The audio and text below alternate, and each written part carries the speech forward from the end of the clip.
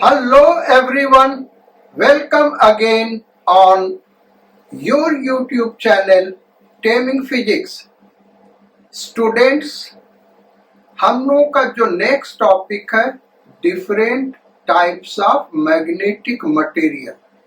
अब magnetic material को different types में डिवाइड कैसे करते हैं बेटा, उसके प्रॉपर्टी के हिसाब से। उन प्रॉपर्टीज को समझने के लिए हमको पहले कुछ एक डिफिनेशंस समझने होंगे। वही डिफिनेशंस आज हम क्लास में डिस्कस करेंगे और उस पे बेस्ड न्यूमेरिकल्स करेंगे। जब ये डिफिनेशंस और इन पे बेस्ड न्यूमेरिकल्स खत्म हो जाएंगे तब हम different types of magnetic material पे आएंगे।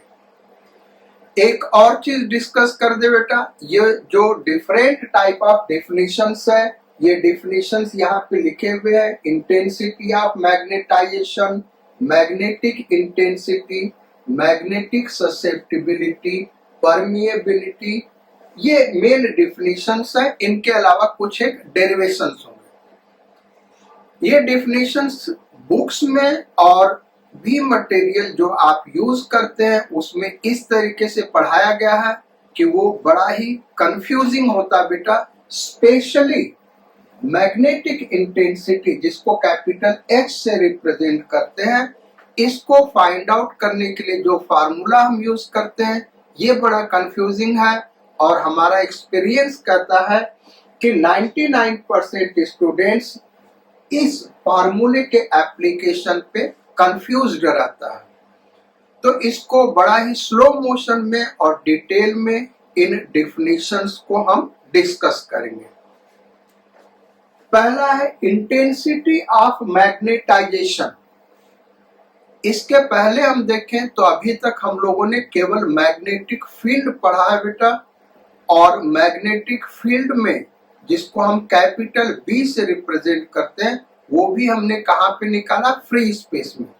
वो magnetic field due to moving charge हो या due to current carrying wire हो या ड्यू टू करंट एलिमेंट जो बेयो सवार लॉ है, या magnetic field due to solenoid, due to toroid, और भी बहुत सारे मैग्नेटिक फील्ड के फार्मूले पड़े हैं।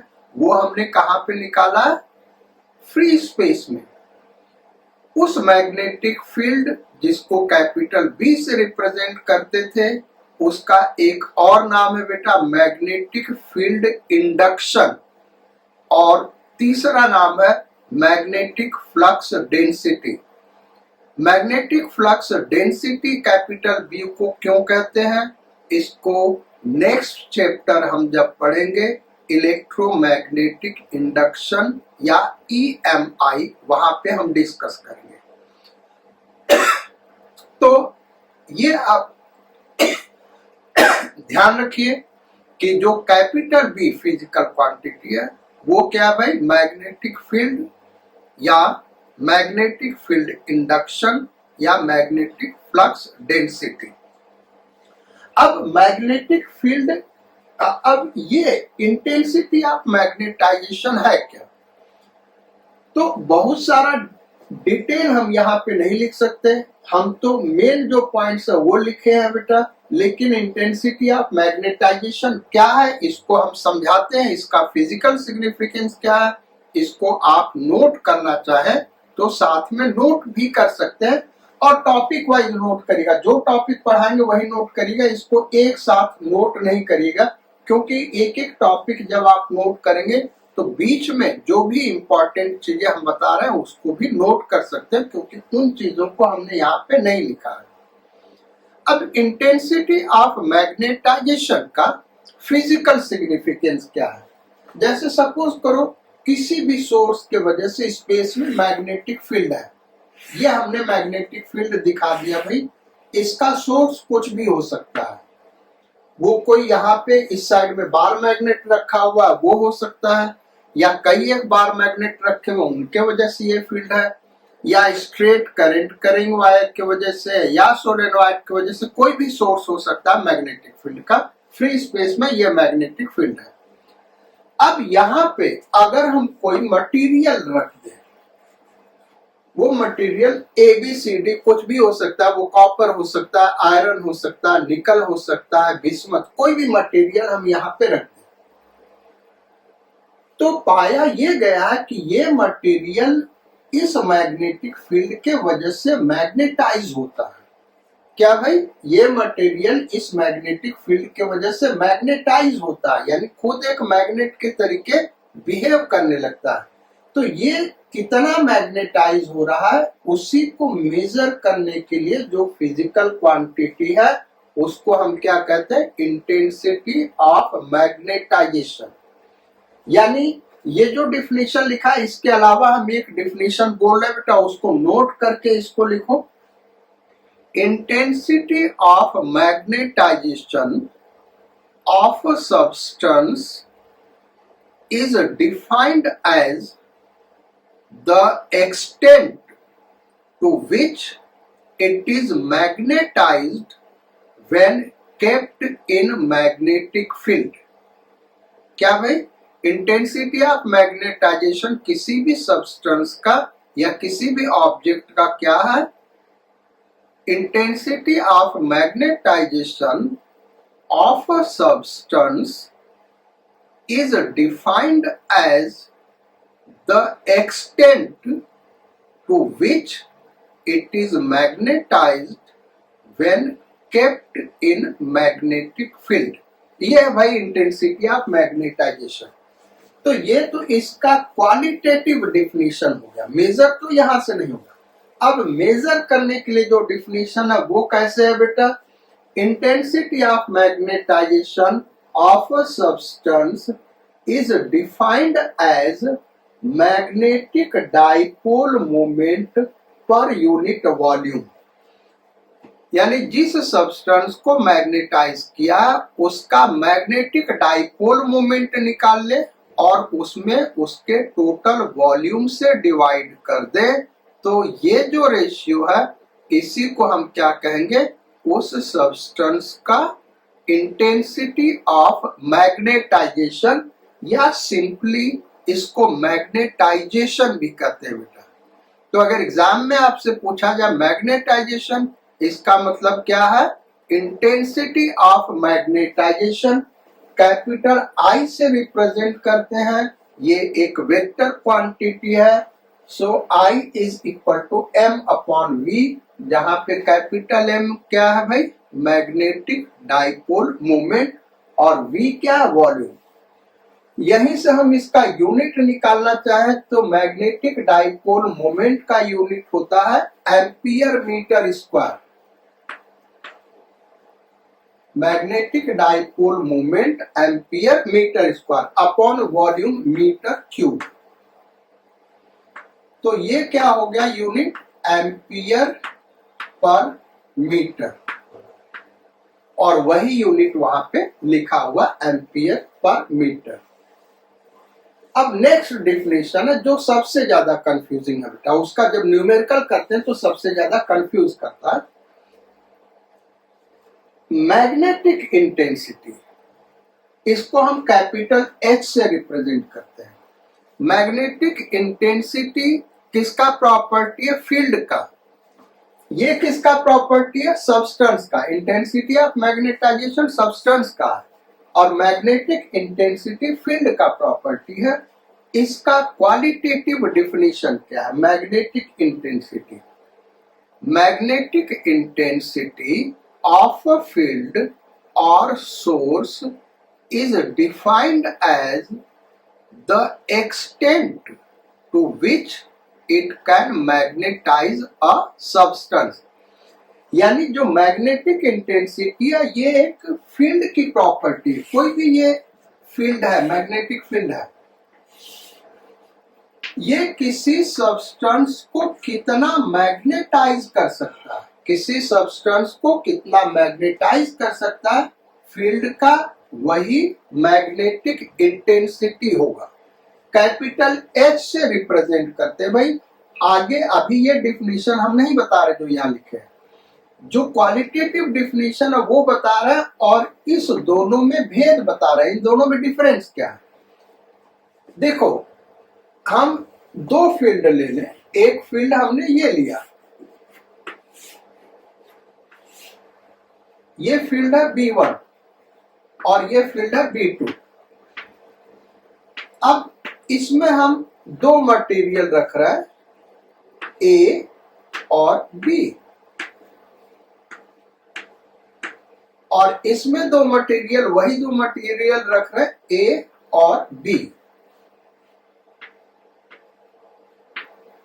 अब A कितना मैग्नेटाइज हुआ, ये इसका इंटेंसिटी ऑफ मैग्नेटाइजेशन है, और सब्सटेंस B कितना मैग्नेटाइज हुआ, ये B का इंटेंसिटी ऑफ मैग्नेटाइजेशन है। फील्ड दोनों के लिए सेम है, लेकिन A जितना मैग्नेटाइज हुआ ये इसका इंटेंसिटी ऑफ मैग्नेटाइजेशन है, और B जितना मैग्नेटाइज हुआ ये B का इंटेंसिटी ऑफ मैग्नेटाइजेशन है।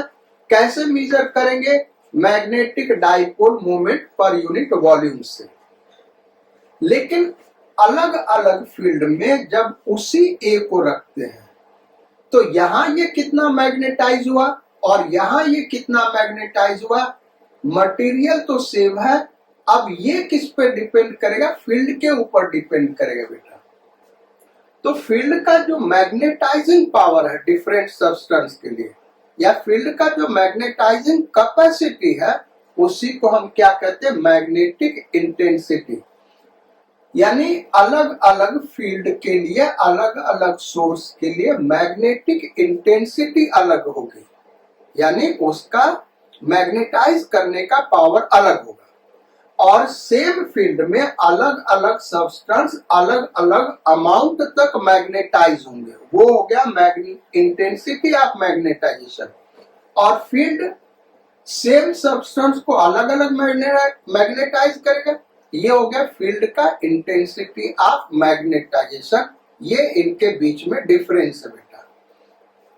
तो ग्रामेटिकली आप नहीं सोचना कि intensity of magnetisation, magnetic intensity English के ग्रामर के हिसाब से देखें तो दोनों सेम है, लेकिन ऐसा नहीं। फिजिक्स में दोनों अलग अलग है। इंटेंसिटी ऑफ मैग्नेटाइजेशन यानी सब्सटेंस कितना मैग्नेटाइज हुआ एक ही फील्ड में, और मैग्नेटिक इंटेंसिटी सेम सब्सटेंस को, A को या B को अलग अलग फील्ड कितना मैग्नेटाइज कर पा रहा है, वो उस फील्ड का मैग्नेटिक इंटेंसिटी है। अब मैग्नेटिक इंटेंसिटी को हम मेजर कैसे करते हैं? तो magnetic intensity is defined as magnetizing capacity of source. ये तो ऑलरेडी हम बता चुके हैं, लेकिन क्वांटिटेटिव डेफिनेशन क्या है बेटा? Magnetic intensity is defined as the ratio of magnetic field and permeability of free space. यानी फ्री स्पेस में अगर मैग्नेटिक फील्ड, ये वैक्यूम में हम निकाल रहे हैं, वैक्यूम में यानी कोई मीडियम नहीं है, तो वहां पे जो मैग्नेटिक फील्ड होगा उसमें म्यू नॉट से डिवाइड कर दे, यानी फ्री स्पेस के परमिएबिलिटी से डिवाइड कर दे, तो इसी रेशियो को हम क्या कहेंगे? Magnetic intensity. अब सपोज कर लो कि कोई मीडियम प्रेजेंट है, वो मीडियम सॉलिड, लिक्विड, गैस कुछ भी हो सकता है बेटा। तो वहां पे हम मैग्नेटिक इंटेंसिटी कैसे निकालेंगे? तो वहां के लिए फॉर्मूला है H is equal to B upon mu not minus I। किसी मटेरियल में या मीडियम में H का ये फॉर्मूला है। इस फार्मूले में B क्या है भाई? Resultant magnetic field inside the material, यानी उस मटेरियल के अंदर रिजल्टेंट मैग्नेटिक फील्ड क्या है वो लेंगे। अगर फ्री स्पेस में हमको निकालना है H, तो हम क्या करेंगे? फ्री स्पेस का B उसमें म्यू नॉट से डिवाइड कर देंगे। उस B को हमने B नॉट से रिप्रेजेंट किया है। और अभी तक आपने जितने भी फार्मूले पढ़े हैं डिफरेंट सोर्स के, वो सारे के सारे B नॉट थे बेटा। हमने कहां पे निकाला था? फ्री स्पेस में निकाला था। लेकिन अगर कोई मीडियम है तो उस मीडियम के अंदर या उस मटेरियल के अंदर मैग्नेटिक फील्ड वो नहीं होगा जो हम लोगों ने फार्मूला पढ़ा था, बल्कि वो कुछ और होगा। उसको हमने नाम दिया resultant magnetic field inside the material. वो क्या होगा, वो इसी फार्मूले से आप निकाल सकते हो, लेकिन उसको हम बाद में डिस्कस करेंगे रिजल्टेंट मैग्नेटिक फील्ड को। यानी हमको किसी मटेरियल में अगर H निकालना है तो उस मटेरियल में B का वैल्यू क्या है, म्यू नॉट से डिवाइड किया और I को सब्ट्रैक्ट कर दिया जो ऊपर लिखा हुआ है। अब ध्यान देने वाली बात यह है, इसको नोट कर लेना बेटा, जो H है यानी मैग्नेटिक इंटेंसिटी है वो सोर्स की प्रॉपर्टी है, यानी वो मीडियम वहां पे प्रेजेंट हो या फ्री स्पेस हो, दोनों केस में सेम होगा। ये चीज बड़ा इंपॉर्टेंट है, इसको आप नोट कर सकते हैं क्योंकि सबसे ज्यादा कंफ्यूजिंग यही होता है। तो जो H है बेटा मैग्नेटिक इंटेंसिटी, वो किसका प्रॉपर्टी है, सोर्स का प्रॉपर्टी है। वो मीडियम पे डिपेंड नहीं करेगा, कोई मीडियम हो या ना हो H का वैल्यू वही होगा। तो फिर दो फार्मूले हैं क्यों भाई, जब फ्री स्पेस है तो बड़ा सिंपल है, लेकिन जब फ्री स्पेस नहीं है बेटा तब हम H कैसे निकालेंगे, उस मीडियम के अंदर जो B है वो यहाँ पे ये वाला B लिखा हुआ, उसमें म्यू नॉट से डिवाइड करके I सब्ट्रैक्ट कर देंगे, लेकिन दोनों जगह से H का वैल्यू सेम आएगा। ध्यान रखना, दोनों जगह से H का वैल्यू सेम आएगा। अगर फ्री स्पेस का B पता है तो यहां से निकालेंगे, मीडियम का B पता है तो यहां से निकालेंगे, लेकिन दोनों से आंसर क्या आएगा, सेम आएगा, क्योंकि H किसका प्रॉपर्टी है, सोर्स का प्रॉपर्टी है। हम क्या कहना चाहते हैं, अगर अभी क्लियर नहीं है आपको तो आगे अभी हम एग्जाम्पल्स डिस्कस करेंगे बेटा, वहां पे फिर से हम समझाएंगे और आपको क्लियर हो जाएगा।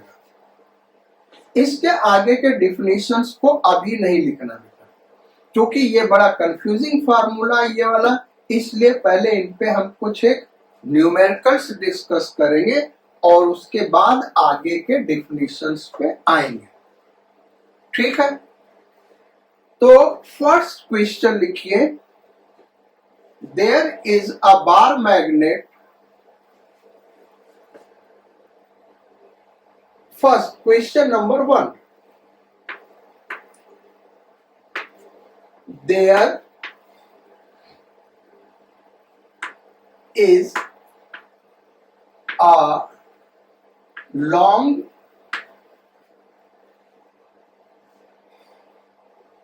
bar magnet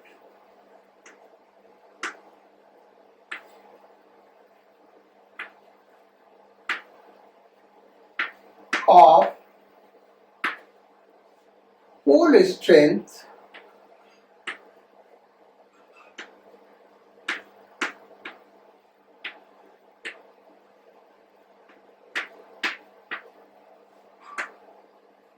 20 ampere per meter। 20 ampere metre, pole strength यानी स्मॉल एम बेटा। स्मॉल एम क्या होता है, capital M is equal to small M into 12, तो इसका एम्पियर मीटर यूनिट होगा। So there is a long bar magnet of pole strength 20 ampere metre and cross sectional area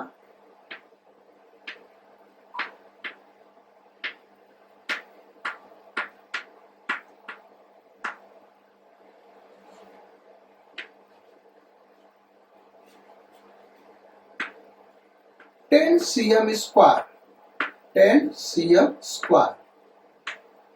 Find its intensity of magnetization. Find its intensity of magnetization.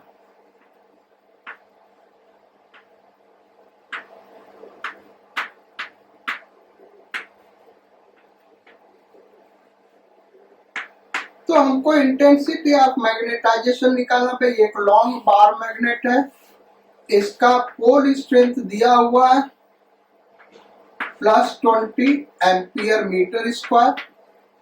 Ampere metre and -20 ampere metre. Obviously दो poles होंगे, एक positive दूसरा negative, यानी north pole south pole. Cross sectional area दिया 10 cm square. अब इसका intensity of magnetisation यानी आई निकालना, लेकिन आई का पोल स्ट्रेंथ के टर्म में कोई फार्मूला नहीं है यहाँ पे।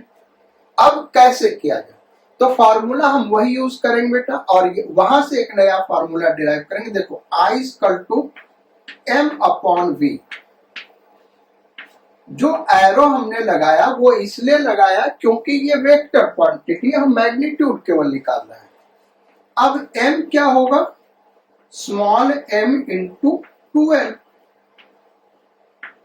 Magnetic dipole moment small m into 2l, क्योंकि हमको पोल स्ट्रेंथ दिया तो पोल स्ट्रेंथ के टर्म में लिखे। और वॉल्यूम ऑफ बार मैग्नेट क्या होगा?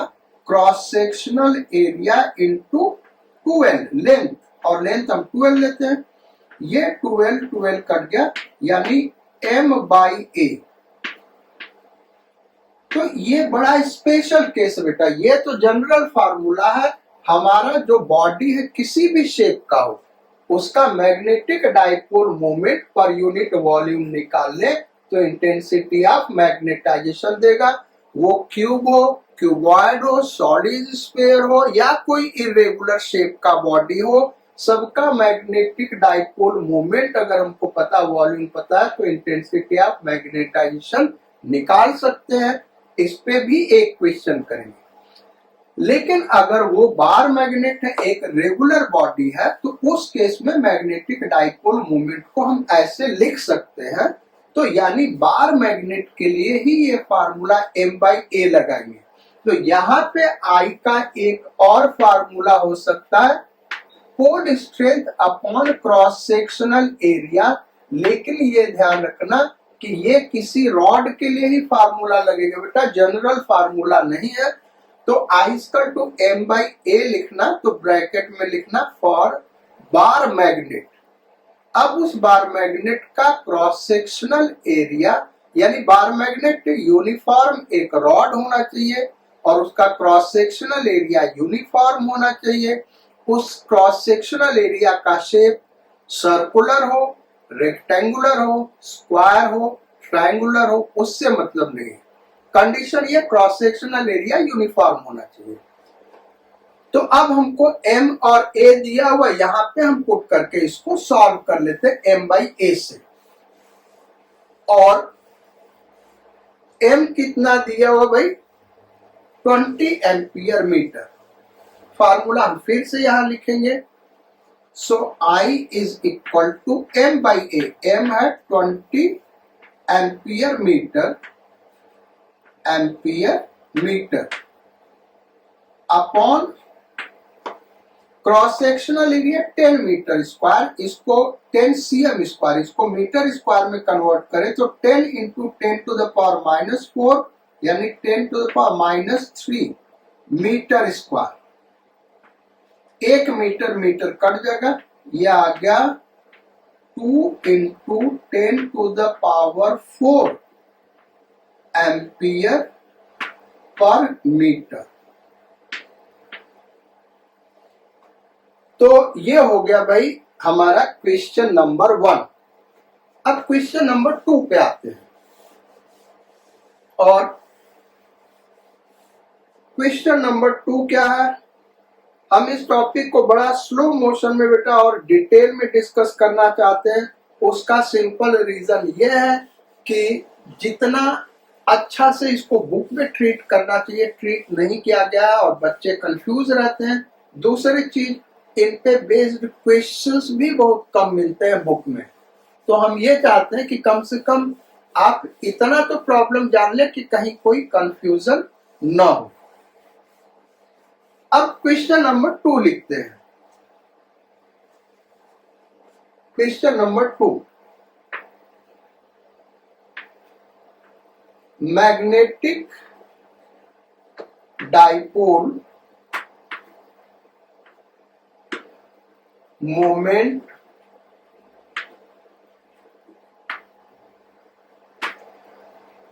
of of a body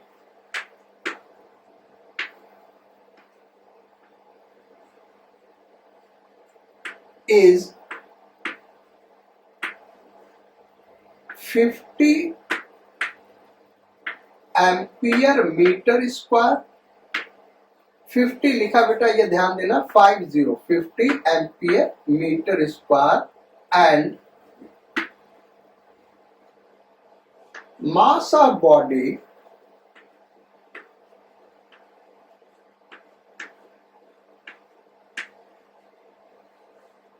is 10 gram।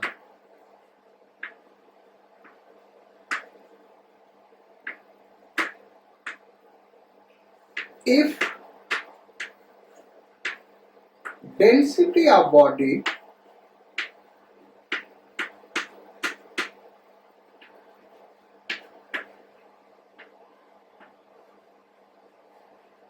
is 5 gram per cm cube, 5 gram per cc, find its intensity of magnetization। करा भाई, एक बॉडी है, बॉडी का शेप नहीं दिया हुआ, यानी वो रेगुलर शेप हो, इरेगुलर शेप हो, किसी भी शेप का हो, उससे मतलब नहीं है। उसका magnetic dipole moment 50 ampere metre square दिया हुआ, मास ऑफ द बॉडी दिया हुआ 10 ग्राम, डेंसिटी दिया हुआ बॉडी का 5 ग्राम पर सीसी। तो इंटेंसिटी ऑफ मैग्नेटाइजेशन क्या होगा? So intensity of magnetization is equal to magnetic dipole moment of the body upon volume, और वॉल्यूम क्या होता है बेटा? Mass upon density. तो magnetic dipole moment upon mass small m by density, rho से हम रिप्रेजेंट कर रहे हैं, रो, वो ऊपर चला गया। अब वैल्यूज को हम पुट कर दे, तो कैपिटल M एसआई यूनिट में दिया हुआ, एमकेएस यूनिट में 50 अपॉन मास 10 ग्राम, इसको केजी में लिखेंगे तो 10 into 10 to the power -3। Density 5 gram per cc लिखा हुआ, तो इसको हम लिखेंगे केजी पर मीटर क्यूब में, तो 1000 से मल्टीप्लाई कर देंगे, 5 into 10 to the power 3 is equal to, ये एक जीरो कैंसिल आउट हो गया, so 25 into 10 to the power 6 ampere per metre. ये इसका आंसर हो जाएगा, ampere per metre. So this is the answer, ये इसका आंसर हो गया बेटा। अब आते हैं क्वेश्चन नंबर 3 पे।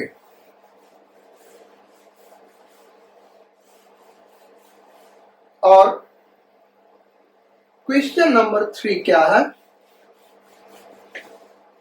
अब हम आते हैं भाई एच पे। ये दो प्रॉब्लम हमने आई का किया, अब एच का प्रॉब्लम करते हैं, यानी मैग्नेटिक इंटेंसिटी पे।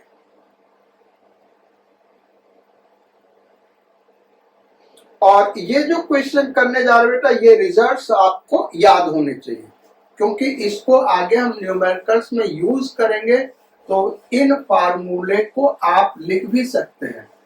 So question number 3,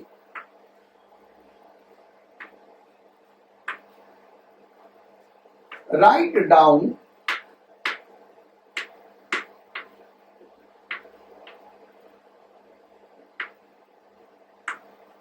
formula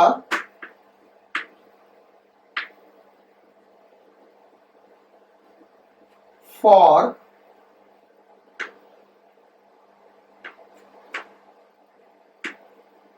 capital H, यानी magnetic intensity. Write down formula for capital H magnetic intensity. First question, inside long solenoid,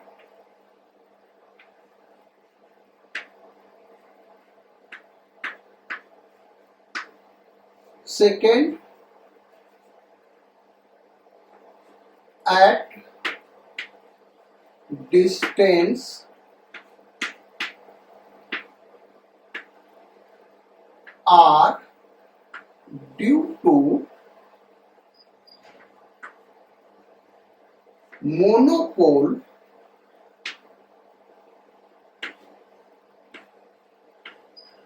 of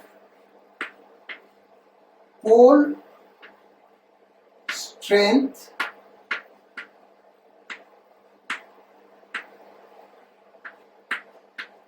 small m, third, at distance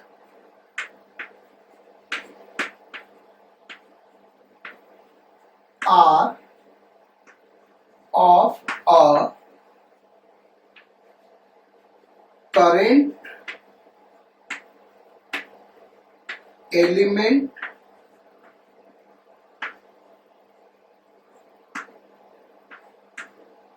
IDL। ये इतना 3 question है बेटा। ये 3 फार्मूले हम बताएंगे, इससे आप अपने आप इसको जनरलाइज करके बहुत सारे फार्मूले अपने से डिराइव कर सकते हैं और समझ सकते हैं कि क्या है भाई। अच्छा, जब ये करा कि राइट डाउन फार्मूले फॉर H, कहां पे भाई कुछ दिया नहीं है तो हम मान के क्या चलेंगे बेटा, फ्री स्पेस में। जब मीडियम के बारे में कुछ नहीं डिस्कस कर रहा है तो हम मान के चलेंगे कहां पे निकालना, वैक्यूम में या फ्री स्पेस में। तो पहला इनसाइड लॉन्ग सोलेनॉइड फार्मूला हम क्या करेंगे, H equal to B not upon mu naught, क्योंकि ये वैक्यूम में हमको निकालना है। ये तीनों प्रॉब्लम कहां पे करने, वैक्यूम में या फ्री स्पेस में, क्योंकि यहाँ पे मीडियम कुछ डिस्कस नहीं किया है। तो इसमें बी नॉट क्या, magnetic field in free space.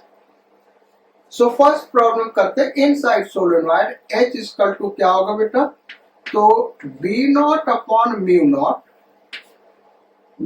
यहाँ पे जो नॉट लगा है बेटा बस इसलिए कि फ्री स्पेस में लिखना है, और सोलेनॉइड के अंदर अगर कुछ नहीं रखा तो सोलेनॉइड के अंदर बी का फार्मूला क्या होता, म्यू नॉट एन आई। क्या होता भाई, mu not an I. So mu not an I upon mu not, mu naught cancel out हो गया। So it is an I number of turn per unit length into current. ये याद रखना बेटा formula, आगे हम लोग यूज करेंगे न्यूमेरिकल्स में। तो किसी भी सोर्स के वजह से अगर H निकालना तो उसके वजह से जो B है फ्री स्पेस में, उसमें म्यू नॉट से डिवाइड कर देंगे। दूसरा एग्जांपल हम देखते हैं। दूसरा क्वेश्चन प्रॉब्लम क्या दिया, कोई मोनोपोल है उसके वजह से R डिस्टेंस पे निकालना है।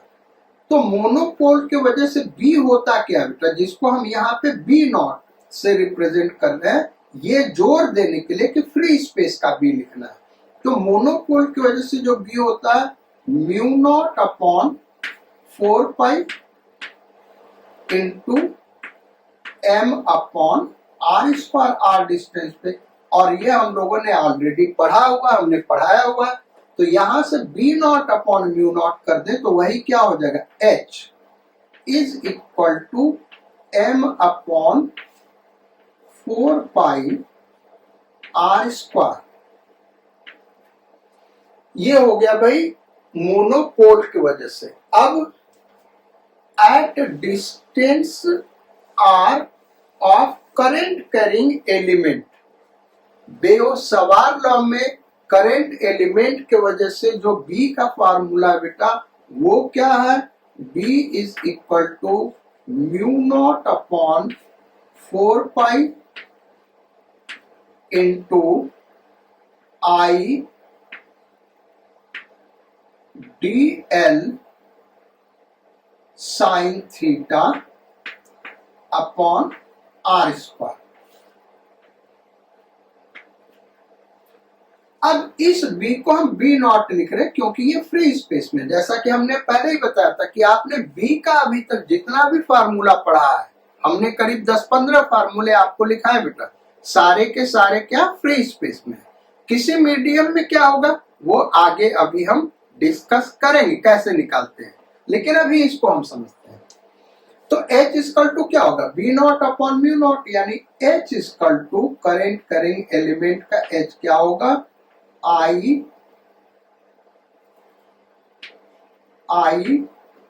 D l sine theta upon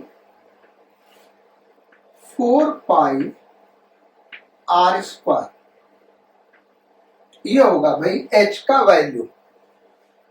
so ये 3 प्रॉब्लम का ऐसे आप कहीं पे भी H किसी भी सोर्स के वजह से सर्टेन डिस्टेंस पे फाइंड आउट कर सकते हैं।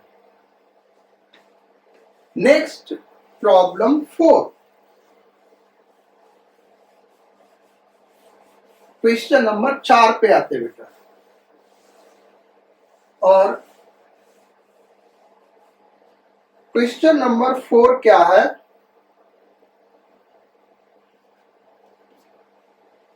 उसको हम डिस्कस करते हैं। और क्वेश्चन नंबर 4 और 5 ये दोनों क्वेश्चन बहुत ही इंपॉर्टेंट है बेटा, यहीं से आपको असली में H सीखने के लिए मिलेगा, क्योंकि इसी टाइप के क्वेश्चन सबसे ज्यादा स्टूडेंट्स को कंफ्यूज करते हैं। तो वो क्वेश्चन नंबर 4 क्या है वो हम डिस्कस करते हैं।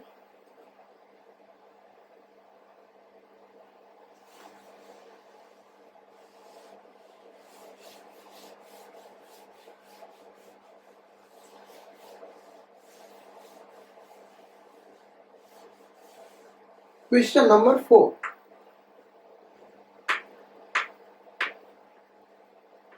There is a long solenoid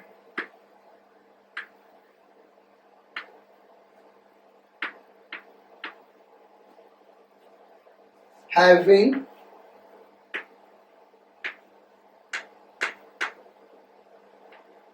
n turns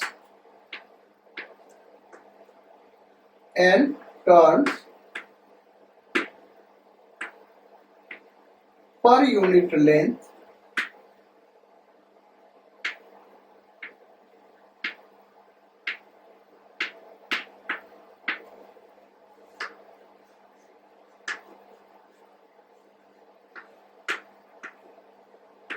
and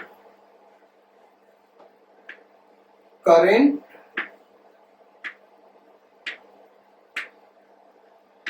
I.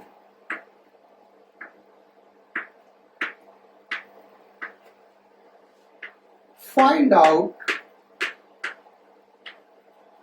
capital H यानी magnetic intensity, find capital H at the center of solenoid if first question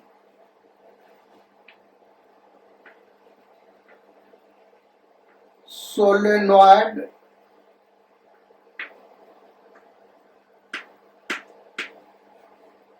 is empty,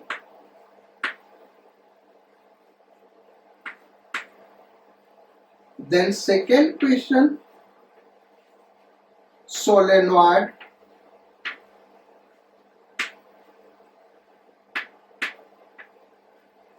is filled with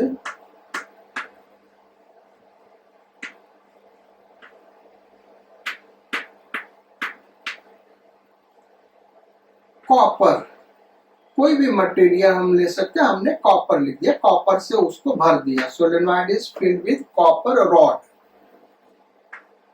ये 2 question हमको करना बेटा, 2 part है इसके, इनको हमको solve करना है। करा कि एक लॉन्ग सोलेनॉइड है यानी इनफाइनाइट लेंथ, या उसका जो लेंथ है उसके रेडियस से के कंपैरिजन में बहुत ही लार्ज है। Number of turn per unit length small n है और करंट उसमें जो फ्लो कर रहा है आई फ्लो कर रहा है। तो हमको बताना है magnetic intensity at the centre of solenoid. At the centre of solenoid इसलिए कहा बेटा कि आप एंड के कहीं बहुत नजदीक न चले जाए। At the centre of solenoid दो कंडीशन दिया, अगर सोलेनॉइड एम्प्टी है, सोलेनॉइड एम्प्टी है यानी फ्री स्पेस है या वैक्यूम है उसके अंदर, तो ये बड़ा सिंपल फार्मूला है, H is equal to B upon mu naught. इस B को B नॉट हमने इसलिए लिखा बेटा कि फ्री स्पेस का है। तो सोलेनॉइड के अंदर B का वैल्यू क्या होता है, जिसको हम यहाँ पे B नॉट लिख रहे हैं, म्यू नॉट एन है, so it is mu not an I upon mu not. Mu naught और म्यू नॉट कैंसिल आउट हो गया, तो ये आंसर क्या आ गया बेटा, एन आई। ये वैल्यू हो गया पहले क्वेश्चन का सॉल्यूशन। वो आप सारे लोग कर सकते हो, इसमें कहीं कोई कंफ्यूजन नहीं होता। कंफ्यूजन यहाँ पे होता बेटा, solenoid is filled with a material, वो मटेरियल कॉपर हो सकता है, वाटर हो सकता है, आयरन हो सकता है, हीलियम गैस हो सकता है, सॉलिड लिक्विड गैस कुछ भी हो सकता है। अगर उसके अंदर हमने भर दिया तब उसके सेंटर पे मैग्नेटिक इंटेंसिटी क्या होगा, ये हमको फाइंड आउट करना है। जैसा हमने पहले ही कहा था बेटा कि जो H है वो सोर्स का प्रॉपर्टी है, और यहाँ पे सोर्स क्या है, सोलेनॉइड में जो करंट कैरी कर रहा है वो सोर्स है। तो वो तो चेंज हुआ नहीं, तो मटेरियल रखने से कुछ नहीं फर्क पड़ेगा, यानी सेकेंड केस का आंसर भी होगा H is equal to N I. बात समझ रहे हो, हम फिर से इसको दोहराते बेटा क्योंकि ये बड़ा इंपॉर्टेंट चीज है। हमने यहाँ पे सोर्स वर्ड लिखा है, मैग्नेटिक इंटेंसिटी किसका प्रॉपर्टी है बेटा, सोर्स का प्रॉपर्टी है, और यहाँ पे सोर्स क्या है, करंट, सोलेनॉइड के अंदर का जो करंट है वो, या करंट कैरिंग सोलेनॉइड है। तो उसके अंदर वैक्यूम हो या फिर कोई मटेरियल हो, उससे H पे कोई इफेक्ट नहीं आएगा। तो इसका भी आंसर यही होगा। सवाल ये उठता है कि इस फार्मूले से कैसे किया जाए इसको, क्योंकि आप जब भी सोचेंगे उसके अंदर मटेरियल रखा हुआ तो ये फार्मूला आप यूज करेंगे, जबकि कॉन्सेप्ट क्या कहता है कि सोर्स सेम है इसलिए H सेम होगा, यानी ये वाला जो H होगा वही H ये होगा। तो H मटेरियल रखने से नहीं चेंज करता, B चेंज कर जाएगा। होगा क्या, जब आप उस सोलेनॉइड के अंदर कोई मटेरियल रखेंगे बेटा, कॉपर, आयरन, एल्यूमिनियम कुछ भी रखेंगे, तो उसके अंदर B का वैल्यू चेंज कर जाएगा। क्यों चेंज करेगा, क्योंकि वो मटेरियल मैग्नेटाइज हो जाएगा, और ये मैग्नेटाइज होगा तो इसके मैग्नेटाइजेशन के वजह से मैग्नेटिक फील्ड प्रोड्यूस होगा। ये फार्मूला हमने यहाँ लिखा है, magnetic field due to magnetisation, इसके वजह से मैग्नेटिक फील्ड प्रोड्यूस हो जाएगा और ये B चेंज कर जाएगा, इसीलिए यहाँ पे लिखा रिजल्टेंट मैग्नेटिक फील्ड, और ये B चेंज कर जाएगा और उसी हिसाब से ये I चेंज करेगा, सच दैट H का वैल्यू क्या रहेगा भाई, कांस्टेंट रहेगा। खैर, तो करते हैं इसको, कैसे करेंगे, इस फार्मूले से कैसे करेंगे। कॉन्सेप्चुअली तो हमने कह दिया कि यही होगा आंसर, अब इस फार्मूले से करते बेटा। तो इस फार्मूले से अगर हम करें तो H इज इक्वल टू, ये क्वेश्चन हम इरेज कर दे रहे हैं ताकि जगह हमको ज्यादा मिल सके और आपको अच्छे से हम समझा सके बेटा। ये बड़ा ही इंपॉर्टेंट क्वेश्चन है, इसलिए इसको ध्यान देना। कॉन्सेप्चुअली हमने बता दिया कि कैसे वो उतना ही होगा, लेकिन इसको हम सॉल्व करके भी दिखा रहे हैं, और दो डिफरेंट मेथड से हम इसको सॉल्व करेंगे बेटा।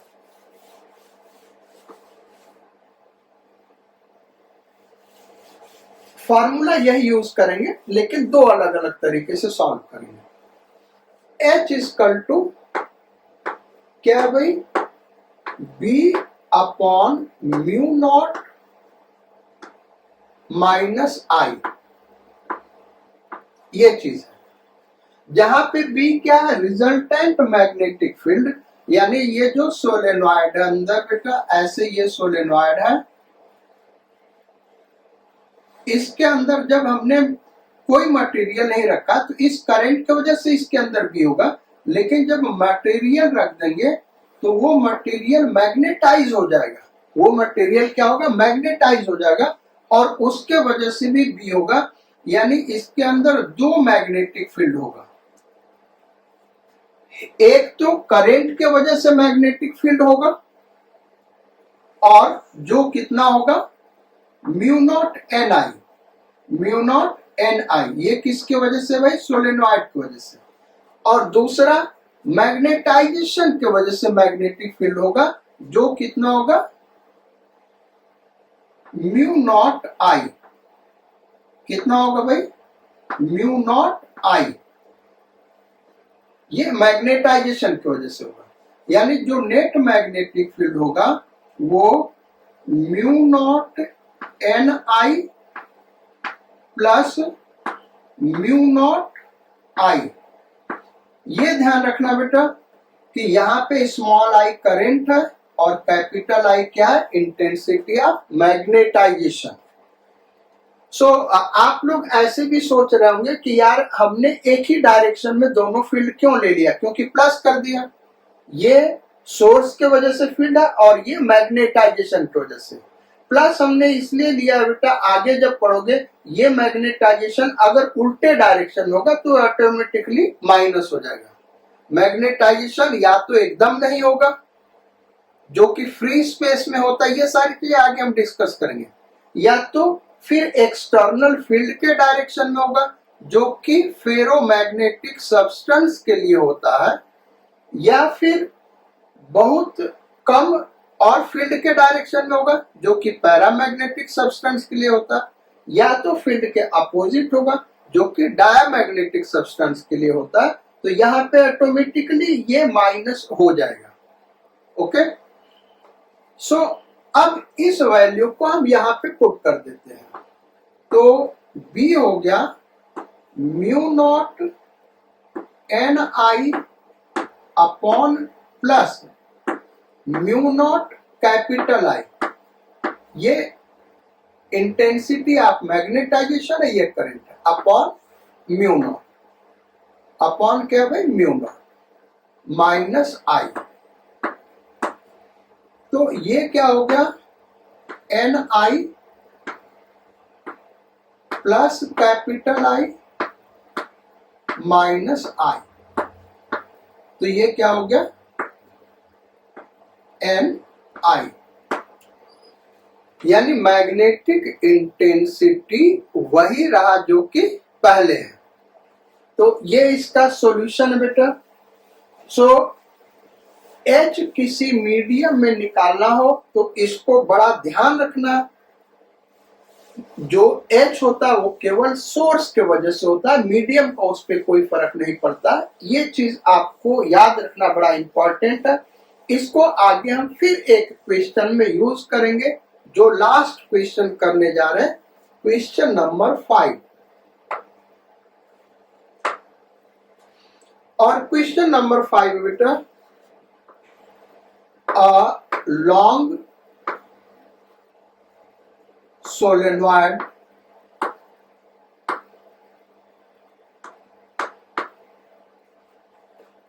has n is equal to, small n लिखा है बेटा, n is equal to 5000 tons पर metre.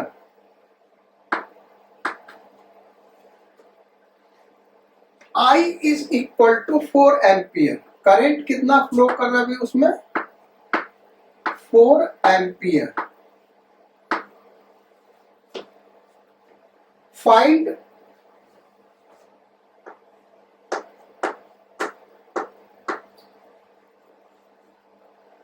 H and B at center, उसके सेंटर पे मैग्नेटिक इंटेंसिटी और मैग्नेटिक फील्ड इंडक्शन या मैग्नेटिक फील्ड फाइंड आउट करना, first question. Second question,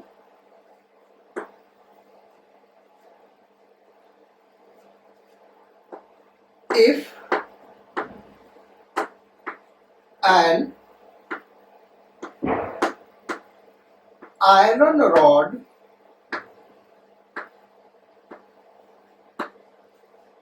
is filled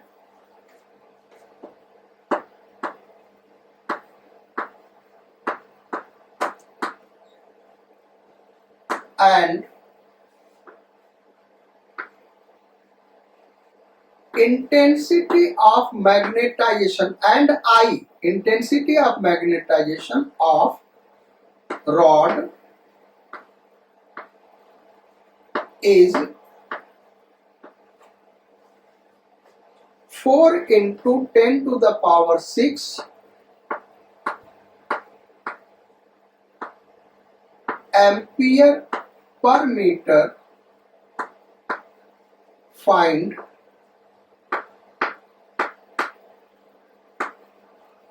H and B at center।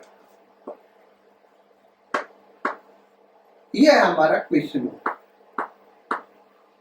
Question solve करने के पहले एक और चीज डिस्कस कर दे बेटा। जो मैग्नेटिक इंटेंसिटी है ये वेक्टर क्वांटिटी है और इसका यूनिट वही होगा जो कि आई का होगा, जैसा कि फार्मूले से आप देख रहे हो। नहीं तो आप यहां से भी निकाल सकते हैं, यहां से भी आप निकालेंगे तो वही होगा। अदरवाइज आप यहां से देख लीजिए, H equal to B upon mu not minus I, यानी H का बी अपॉन म्यू नॉट का और I का डायमेंशनल फार्मूला सेम होगा और यूनिट सेम होगा, यानी H का भी यूनिट वही होगा जो कि I का यूनिट होगा, that is ampere per metre.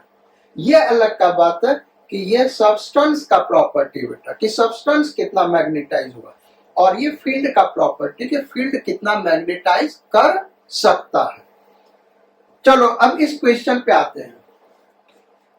तो जो पहला प्रॉब्लम है वो तो बहुत आसान है, उसमें कहीं कोई दिक्कत नहीं आती। दिक्कत यहाँ सेकेंड प्रॉब्लम में आती है बेटा। तो पहले प्रॉब्लम को करते हैं। तो H इक्वल टू, इसमें कुछ नहीं करा, यानी हम मान के चलेंगे कि सोलेनोइड के अंदर कुछ भरा नहीं गया है, यानी फ्री स्पेस है या वैक्यूम है। तो H इक्वल टू NI। अब number of turn per unit length क्या है, 5000, और I क्या भाई 4 एम्पियर। तो ये कितना हो गया, ये 20 यानी 2 into 10 to the power 4 ampere per metre. ये हो गया H का वैल्यू। और B क्या हो जाएगा, तो B equal to mu naught NI, और म्यू नॉट भाई हमने यहाँ पे NI निकाल ही लिया, तो म्यू नॉट का वैल्यू पुट कर दे। म्यू नॉट क्या होगा, 4 pi into 10 to the power -7। यार म्यू नॉट अपॉन 4 पाई होता है 10 टू द पावर -7, तो म्यू नॉट क्या होगा, 4 pi into 10 power -7 into NI, ये हमने निकाला हुआ 2 इंटू 10 टू द पावर 4। तो इज इक्वल टू, ये होगा 8 pi into 10 to the power -3 tesla. क्या हो गया, 8 पाई इंटू 10 पावर -3 टेस्ला। अब ये अप्रोक्सीमेटली 25 होगा, तो अप्रोक्सीमेशन हम कर सकते हैं बेटा, अप्रोक्सीमेशन 0.025 टेस्ला। ये हमारे फर्स्ट पार्ट का आंसर हो गया। अब आते हैं सेकेंड पार्ट पे। ये फर्स्ट पार्ट का आंसर है भाई, ये फर्स्ट पार्ट का आंसर है। अब सेकेंड पार्ट पे आते हैं। सेकेंड पार्ट कैसे करें? तो सेकेंड पार्ट में H यही होगा जो कि अभी हमने पिछले क्वेश्चन में भी डिस्कस किया था बेटा, कि उसके अंदर मटेरियल रखने से H नहीं चेंज करेगा, क्योंकि H किसका प्रॉपर्टी है? सोर्स का प्रॉपर्टी है। सोर्स है solenoid, number of turn per unit length वही रहा, करंट वही रहा, यानी H वही होगा। अब चेंज क्या करेगा? B चेंज कर जाएगा। जैसा कि आपको हमने पहले ही बताया था भाई, कि अगर मीडियम हम कोई पुट कर देंगे तो B चेंज कर जाएगा और I चेंज कर जाएगा, लेकिन H वही रहेगा। तो B हम यहां से निकाल सकते हैं, B हम यहीं से निकाल सकते हैं, या फिर B को हम ऐसे लिख लें, B किसके वजह से होगा बेटा? एक तो सोर्स के वजह से, यानी B नॉट, अगर फ्री स्पेस होता तो क्या होता? प्लस B किसके वजह से? मैग्नेटाइजेशन की वजह से। तो ये जो B नॉट है ये है mu not an I, mu not an I, plus B magnetisation क्या होगा? Mu not I, intensity of magnetisation. अब म्यू नॉट हम कॉमन ले लें तो ये हो गया N I plus capital I, और एन आई हम लोगों ने निकाला था बेटा, एन आई का वैल्यू आया 2 इंटू 10 टू द पावर 4। ये म्यू नॉट हम पुट कर देते 4 pi into 10 to the power -7, और एन आई का वैल्यू क्या भाई? 2 into 10 to the power 4, 2 into 10 to the power 4, और प्लस आई कितना है? आई है 4 into 10 to the power 6, 4 into 10 to the power 6। इसको यहीं पे हम सॉल्व कर दे रहे हैं, इसी जगह पे हम इसको सॉल्व कर दे रहे बेटा। H तो वही रहेगा सेकेंड केस में, B क्या होगा सेकेंड केस में, यानी उसके अंदर मैग्नेटिक फील्ड क्या होगा वो हमको सॉल्व करना, वो ये आया है। तो इसमें हम क्या करें? 10 टू द पावर 4 कॉमन ले लें, तो is equal to 4 pi 10 to the power 4 हमने कॉमन ले लिया बेटा, तो यहाँ पे बचेगा 10 to the power -3, 10 to the power -3। अब ब्रैकेट में क्या बचा? यहां बचेगा 2 प्लस यहां बचेगा 400, क्योंकि 10 पावर 4 कॉमन लिया तो 100 बचा, तो 400। तो ये हो गया 402 into 4 pi into 10 to the power -3, यानी इसको हम लिख सकते हैं 4.02 into 4 pi into 10 to the power -1। अब ये देखे बेटा, तो ये अप्रोक्सीमेटली कितना हो जाएगा? इसका 2 उसको दे दे तो ये 2.01 into 8 pi into 10 to the power -1, और ये अप्रोक्सीमेटली 25 होगा, अप्रोक्सीमेटली 25। तो ये कितना हो गया? 25 इंटू 250, यानी 5 टेस्ला, अप्रोक्सीमेटली 5 टेस्ला। ये इसका अप्रोक्सीमेशन हमने किया बेटा। This will be answer of second case. अगर उसके अंदर हम रॉड रख दे रहे हैं, आयरन रॉड, जिसका मैग्नेटाइजेशन ये है, तो मैग्नेटिक फील्ड आप देखें, अगर फर्स्ट पार्ट से सेकेंड पार्ट को चेक करें तो मैग्नेटिक फील्ड लाखों गुना इंक्रीज कर गया है। लाखों गुना तो नहीं, उसमें आ रहा था हमको लग रहा है 0.025 शायद ऐसा आ रहा था, तो करीब करीब 200 गुना बढ़ गया अप्रोक्सीमेटली, जहां तक हमको लग रहा है 200 गुना इंक्रीज कर गया रॉड को रखने से। इसीलिए आप देखते होंगे जितने भी इलेक्ट्रोमैग्नेट है, ये सब टॉपिक आगे पढ़ाएंगे बेटा। तो इलेक्ट्रोमैग्नेट में हम कैसे बनाते हैं, हम आयरन रॉड, एक कॉपर वायर का जो सोलेनॉइड है उसके अंदर आयरन रॉड डाल देते हैं और वो एक स्ट्रॉन्ग मैग्नेट बनाता है जिसको हम इलेक्ट्रोमैग्नेट कहते हैं।